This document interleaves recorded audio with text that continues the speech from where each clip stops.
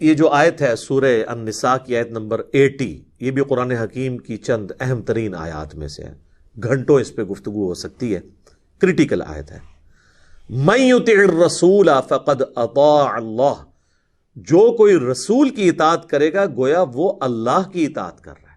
Specifically یہ منافقین سے کہا جا رہا ہے، چونکہ ان کے لیے نبی علیہ السلام کی شخصی اطاعت بڑی مشکل تھی۔ وہ یہ دیکھتے تھے کہ یہ بھی ہماری طرح کے انسان ہے، حالانکہ وہ ہماری طرح کے سپیشیز میں تو انسان ہے، مرتبے میں تو نہیں ہے۔ ان پہ اللہ کی وحی آتی ہے، ان کو اللہ تعالیٰ نے ایکسٹرا آرڈنری کوالٹیز دی ہوئی ہیں۔ تو اللہ تعالیٰ یہ کیڑا ان کے دماغ سے نکال رہا ہے کہ رسول کی اطاعت کو عام اطاعت نہ سمجھنا، یہ اللہ کی اطاعت ہے۔ ومن تولا، اور جو کوئی رخ پھیرے گا، فما ارسلناک علیہم حفیظا، تو نبی ہم نے آپ کو ان کے اوپر نگہبان بنا کر نہیں بھیجا کہ آپ نے زبردستی ان کو سچائی کی دعوت دینی ہے۔ انا ہدیناہ السبیل اما شاکرا و اما کفورا، بے شک ہم نے ہدایت کا راستہ تو واضح کر دیا، جس کی مرضی وہ حق قبول کرے، جس کی مرضی وہ روگردانی کرے۔ والذین جاہدوا فینا لنہدینہم سبلنا، جو لوگ ہماری راہ میں کوشش کریں گے ہم انہیں راستہ دکھا دیں گے، ان کے لیے راہیں کھول دیں گے اپنے تک پہنچنے کی۔ تو اطاعت رسول اللہ کی اطاعت ہے۔ اس کانٹیکسٹ میں یہاں تک حدیث ہے بخاری اور مسلم میں، نبی صلی اللہ علیہ وآلہ وسلم نے فرمایا، جس نے میرے بنائے ہوئے کسی امیر کی اطاعت کی اس نے میری اطاعت کی، اور جس نے میری اطاعت کی اس نے اللہ کی اطاعت کی، اور جس نے میرے بنائے ہوئے کسی امیر کی نافرمانی کی اس نے میری نافرمانی کی، اور جس نے میری نافرمانی کی اس نے اللہ کی نافرمانی کی۔ لیکن یہ اطاعت کسی امیر کی معروف میں ہے، منکر میں نہیں ہے۔ وہ جو بخاری و مسلم میں متفقن علیہ دونوں کتابوں میں یہ حدیث ہے، سیدنا علی اس کے راوی ہیں کہ نبی علیہ السلام نے ایک انصاری صحابی کو امیر بنا کر بھیجا ایک لشکر پہ، کسی بات پہ اس امیر کو غصہ آ گیا اپنی جو ماتحت لوگ ہیں ان پر، اور اس نے کہا کہ اس کا علاج اب یہ ہے کہ ایک بہت بڑا آگ کا الاؤ بہت بڑا الاؤ جلاؤ، اور تم سب کے سب اب اس آگ میں کودو تاکہ میرا یہ غصہ ٹھنڈا ہو، تم نے میری نافرمانی کی ہے، اور میری نافرمانی رسول اللہ کی نافرمانی ہے۔ اور آگ جلوائی تو پھر صحابہ میں اختلاف ہو گیا، انہوں نے کہا ہم آگ سے بچنے کے لیے تو رسول اللہ کے دامن کرم میں ہم نے تھاما تھا، پناہ لی تھی، تو پھر ہمیں اسی آگ میں پھینک رہے، ہم اس تیرے حکم کو نہیں مانیں گے۔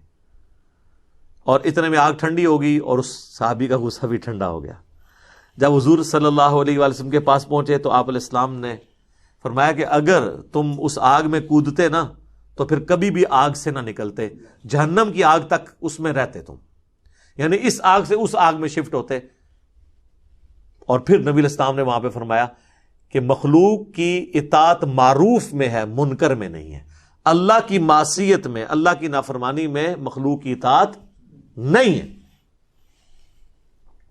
تو یہ مسلمانوں کو کنسیپٹ دیا گیا۔ تو رسول اللہ کی اطاعت اللہ کی اطاعت ہے۔ نبی علیہ السلام کا کیس ڈیفرنٹ ہے، وہاں پہ تو ہر بات ماننی ہے۔ کیوں؟ ما ضل صاحبکم وما غوا، نہ نبی تمہارے بہکے ہیں نہ کبھی بہرا چلے۔ حتیٰ کہ اس کا کلائمیکس ہے جو سورہ آل عمران کی آیت نمبر 31 ہے، قل ان کنتم تحبون اللہ فاتبعونی یحببکم اللہ۔ اے نبی تم فرماؤ کہ بالفرض اگر تم اللہ سے محبت کے دعوے دار ہو نا تو پھر میری یعنی نبی علیہ السلام کی اتباع کرو، پھر اللہ بھی تم سے محبت کرے گا، تمہارے گناہوں کو بھی معاف کر دے گا، وہ بخشنے والا مہربان ہے۔ یعنی نبی علیہ السلام کی اتباع کرنی ہے، صرف اطاعت نہیں۔ اور اتباع کہتے ہیں محبت کے ساتھ پیروی، دل پہ جبر رکھتے ہوئے نہیں، اندر سے۔ جس طرح کہ صحیح بخاری میں آتا ہے عبداللہ بن عمر رضی اللہ تعالیٰ عنہ اپنے سفر حج میں جب وہ نبی علیہ السلام کے بعد جایا کرتے تھے تو حضور علیہ السلام کے ساتھ سفر کرتے ہوئے جن جن جگہوں پہ نبی علیہ السلام نے پڑاؤ کیا، جہاں جہاں نماز پڑھی، وہ ان جگہوں پہ اپنی سواری کو روک کے نماز پڑھتے تھے۔ حتیٰ کہ ایک جگہ وہ تابعی کہتے ہیں کہ مسجد تھی، مسجد میں نماز نہیں پڑھی، اس کے پاس ٹیلے کے پاس ایک پتھر تھا، وہاں پہ نماز پڑھی کہ نبی علیہ السلام نے یہاں پڑھی تھی۔ حتیٰ کہ مسند احمد میں تو یہاں تک ہے کہ نبی علیہ السلام نے ایک جگہ پیشاب کیا تھا، عبداللہ ابن عمر نے وہاں پہ جا کے پیشاب بھی کیا کہ میں حضور کی اس ادا کو ادا کر رہا ہوں۔ اس لیول تک پیروی کرتے تھے۔ تو محبت کے ساتھ اطاعت کرنی ہے. باقی ہم یہ نہیں کہتے، جس طرح اہل حدیث بہت زیادہ اطاعت کے اوپر زور دیتے ہیں، چونکہ بریلوی صرف محبت کو لے کے چل رہے ہوتے ہیں، اور وہ کہتے ہیں بس محبت کر لی تو اب انشاءاللہ تعالی جنت میں جائیں گے. تو اہل حدیث ان کو سمجھانے کے لیے کہتے ہیں کہ جی اصل چیز اطاعت ہے. نہیں سر، دونوں چیزیں ہی اصل ہیں. محبت بھی اصل ہے اور اطاعت بھی اصل ہے. محبت تو اس حد تک اصل ہے کہ سورہ الاحزاب میں ہے النبی اولی بالمؤمنین من انفسہم وازواجہ امہاتہم، نبی مومنین پر ان کی جانوں سے بڑھ کر حق رکھتے ہیں، اور مومنین کی مائیں ہیں نبی کی جو بیویاں ہیں، جان سے بڑھ کر حق ہے. حتیٰ کہ سورہ توبہ کی آیت نمبر 24 میں آیا کہ تمہاری رشتہ دار جتنے ہیں، اللہ تعالیٰ نے ساری چیزیں گنوائیں، تمہارا مال، تمہاری تجارت، تمہارے سارے ایسٹس، اگر اللہ اور اس کے رسول اور اس کی راہ میں جہاد کرنے سے بہتر تم ان کی طرف زیادہ متوجہ ہو، پھر اللہ کے عذاب کا انتظار کرو. بخاری اور مسلم دونوں میں حدیث ہے، تم میں سے کوئی شخص اس وقت تک مومن نہیں ہو سکتا جب تک کہ میں اسے اس کے ماں باپ، اولاد، اس کے مال، سب لوگوں سے بڑھ کر، ہر چیز سے بڑھ کر عزیز نہ ہو جاؤ. اور اس کا کلائمیکس وہ حدیث ہے جو صحیح بخاری میں سیدنا عمر اور نبی علیہ السلام چہل قدمی کر رہے تھے. حضرت عمر کا ہاتھ محبت سے حضور نے پکڑا تو حضرت عمر بھی فرینک ہو کے کہنے لگے یا رسول اللہ، آپ مجھے اس دنیا میں سب سے بڑھ کر محبوب ہیں سوائے اپنی جان کے. سچ بولا، اپنی جان تو سب سے آگے ہوتی ہے. اور وہ یہ ایکسپیکٹ کر رہے تھے حضور کہیں گے واہ کیا بات ہے. حضور نے فرمایا نہیں، اللہ کی قسم، بلکہ تیری جان سے بھی بڑھ کے. تو انہوں نے کہا یا رسول اللہ، آپ مجھے میری جان سے بھی بڑھ کے عزیز ہیں. تو آپ نے فرمایا ہاں اب عمر تمہارا ایمان مکمل ہوا.